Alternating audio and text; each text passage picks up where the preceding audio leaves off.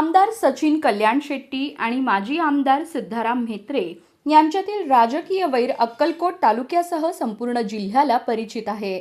मात्र हे दोन कट्टर विरोधक एकत्र आल्याचं चित्र पाहायला मिळालंय. प्रजासत्ताक दिनानिमित्त अक्कलकोट शहरातील पंचायत समिती कार्यालयात ध्वजारोहणाचा कार्यक्रम पार पडला.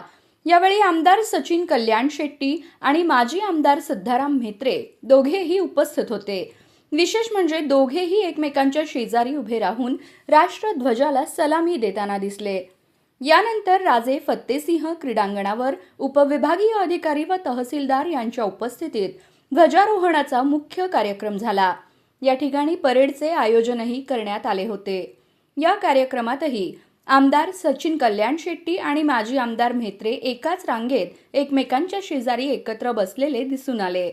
राजकीय मतभेद बाजूला ठेवून देशाच्या लोकशाही उत्सवात दोन्ही नेते एकत्र आल्यानं उपस्थित नागरिकांमध्ये आणि दोन्ही नेत्यांच्या समर्थकांमध्ये समाधानाचं वातावरण निर्माण झालं आहे.